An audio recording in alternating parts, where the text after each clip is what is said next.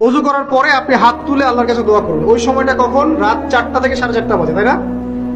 তার মানে আল্লাহ রাব্বুল আলামিন এখন প্রথম আসমানে আছেন। কিভাবে আল্লাহ পাক আছেন সেটা আল্লাহর উপর ছেড়ে দেন, আমাদের এটা নিয়ে ব্যাখ্যা করার দরকার নাই, চিন্তাও করার দরকার নেই। আল্লাহ পাক বলেছেন আমি নেমে আসি, বাস নেমে আসি। এত বেশি বুদ্ধিজীবী হওয়ার দরকার নেই। খুব বেশি বুদ্ধিজীবী হয়ে গেলে আমার মানুষ খেয়ে হারিয়ে ফেলে। অত দরকার নাই, শুনেছি মেরেছি, বাস যথেষ্ট। আল্লাহ পাক নেমে আসেন, কি বলেন? আল্লাহ বলেন যে কেউ কি আছো আমার কাছে কিছু চাইবে, আমি দিব। কেউ কি আছো যে আমাকে ডাকবে, আমি তোমার ডাকে সাড়া দেবো? কেউ কি আছো আমার কাছে কোনো কিছু দোয়া করবে? হ্যাঁ, হাজত আছে, আমি পূরণ করে দেবো। এভাবে আল্লাহ পাক ফজর পর্যন্ত বলতেই থাকেন, বলতেই থাকেন, বলতেই থাকেন। বলেন তো আমাদের কোনো ফিকির আছে? আমরা সবাই ঘুমাই কয়টায়? হয় 1টায়, না 2টায়, না 3টায়, ম্যাক্সিমাম এখনকার। আমি যে বিষয়টা নিয়ে কথা বলছি এটা খুবই কঠিন। 9টা থেকে 10টার মধ্যে বা 11টার মধ্যে ঘুমাতে হবে, এটা খুবই কঠিন বিষয় এখনকার জেনারেশনের কাছে। এর জন্য প্রথম যে কাজটা সেটা হলো রাত্রেবেলা স্মার্টফোন আর চালানো যাবে। এশার নামাজ শেষ, ফোন একদম ডয়ারে লক করে রাখবেন। কিছু করার নাই, এটা না করতে পারলে আপনি ঘুমাতে পারবেন না, ঘুমাতে পারবেনই না। এবং এরপর দিনে আসছি, তখন বলছি দিনে কিছু কাজ আছে। দিনের কাজগুলো যদি আমরা ঠিকঠাক মতো করি তাহলে রাতে তাড়াতাড়ি ঘুম আসবে ইনশাআল্লাহ। যদি না করি তাহলে ঘুম আসবে না।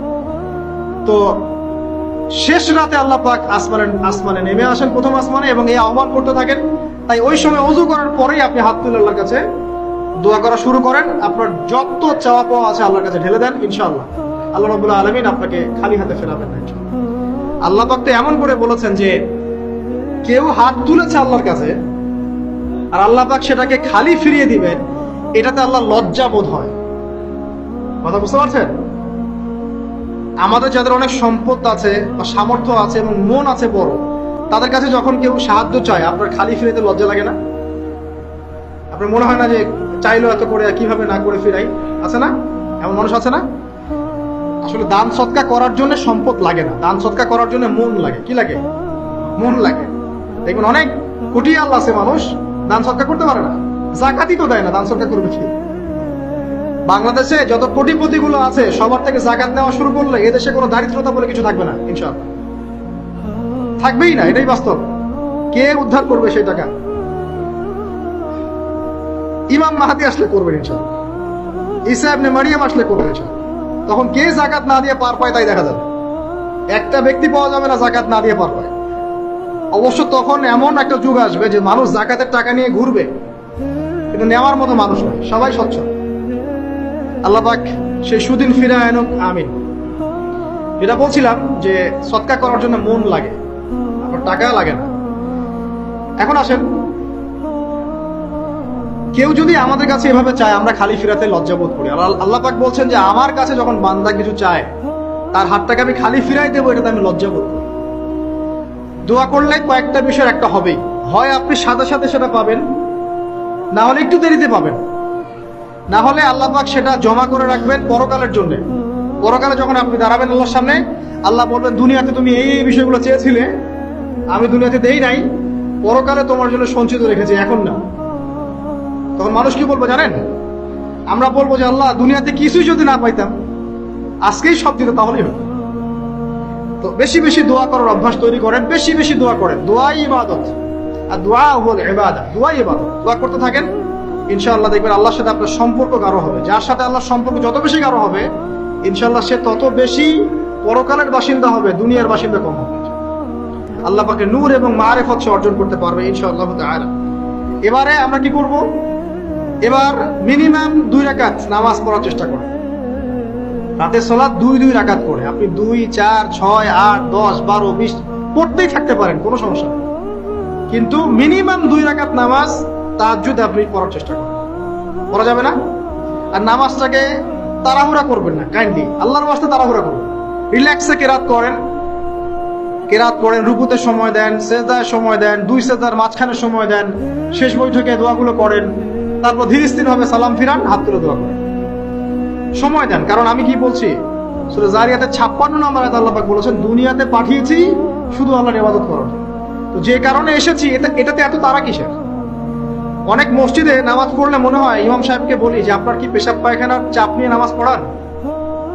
এমন অনেক মসজিদে নামাজ পড়েছি, মনে হয় ইমাম সাহেবকে ডেকে একটু কানে কানে বলি যে ভাই আপনার কি পেশাব পায়খানার চাপ আছে? মানে 4 রাকাত নামাজ 3 মিনিটে শেষ, 4 রাকাত নামাজ 4 মিনিটে শেষ, এত তাড়াহুড়োর কি আছে? হ্যাঁ, জামাতে নামাজ সংক্ষিপ্ত করতে হয়, তাই বলে কি এত সংক্ষিপ্ত নাকি? রুকু করার টাইম পাওয়া যায় না, সেজদা করার টাইম পাওয়া যায় না? নামাজে ধীর স্থিরতা এবং খুশু খুজুটা খুব ইম্পর্টেন্ট। নামাজে কোথায় হাত বাঁধলেন এটা নিয়ে তর্ক না করে, নামাজের একাগ্রতা মনোযোগ কতটুকু আসছে এটা নিয়ে তর্ক করা। ভিতরের রূহটাই আসল, আধ্যাত্মিকতাটাই আসল। হ্যাঁ, একজন ভাই হাত বেঁধেছে মনে করেন এখানে, কেউ বেঁধেছে এখানে, এটা নিয়ে ঝগড়া করেন।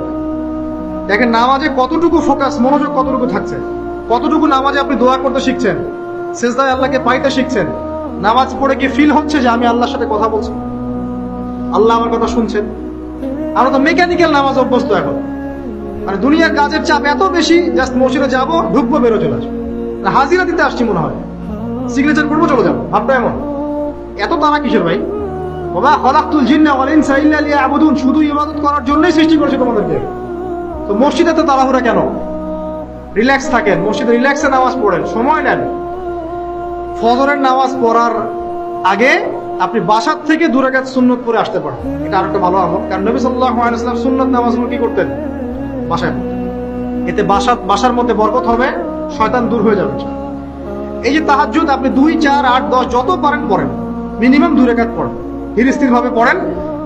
নামাজ শেষ করে আবার আল্লাহর কাছে দোয়া করেন, দেখবেন যে ইনশাআল্লাহ আপনার দোয়া কবুল হবে। আর দোয়া যে কবুল হয় এটা আপনি নিজেই বুঝতে পারবেন, নিজেই বুঝবেন, কারো কাছে যাওয়া লাগবে না। এবার ফজরের সালাতের সময় হয়ে গেল, আজান হচ্ছে, আজানের জবাব দিব, দিয়ে ব্যাস হেঁটে হেঁটে মসজিদ, প্রত্যেক পদক্ষেপ হেঁটে যাব আর দোয়া করব। কি দোয়া করব? যে আল্লাহ আমাকে নূর দান করো। কি দান করো? আল্লাহুম্মা ইজআল ফি কলবি নূরা ওয়া ফি লিসানি নূরা ওয়া ফি সাম'i নূরা ওয়া ফি বাসারি নূরা ওয়া আন ইয়ামিনি নূরা ওয়া আন শিমালি নূরা ওয়া মিন ফাওকি নূরা ওয়া মিন তাহতি নূরা আল্লাহুম্মা ইজআল ফি নাফসি নূরা। মানে এর অর্থ হচ্ছে আল্লাহ আপনি আমার ডানে বামে সামনে পিছনে শরীরে আত্মায় দেহে সবখানে আল্লাহ আপনার নূর দান করুন। নূর কেন? কারণ দুনিয়ার মধ্যে অনেক অন্ধকার, অন্ধকার না? সব জাহিলিয়াতে অন্ধকার। এখানে পথ চলতে হলে নূর লাগবে, আলো লাগবে। এটা কে দিবে? আল্লাহ দিবে। কবর বড় অন্ধকার, ওখানে থাকতে হলে ভালোভাবে কি লাগবে? আলো লাগবে। হাসরের মাঠ অন্ধকার, ওখানে ভালোভাবে থাকতে হলে কি লাগবে? আলো লাগবে। এই জন্য নামাজে যাওয়ার সময়, অন্ধকার সময় এই দোয়াগুলো করতে হয়। আর তার আগে একটা কথা বলতে ভুলে গেছি, বাসা থেকে যে বের হচ্ছেন তখন কি পড়বেন? কি পড়বেন? বিসমিল্লাহি তাওয়াক্কালতু আলাল্লাহ ওয়া লা হাওলা ওয়া লা কুওয়াতা ইল্লা বিল্লাহ। এটা পড়ে বের হলে শয়তান দূরে চলে যাবে, ফেরেশতা আপনার কাছে চলে আসবে।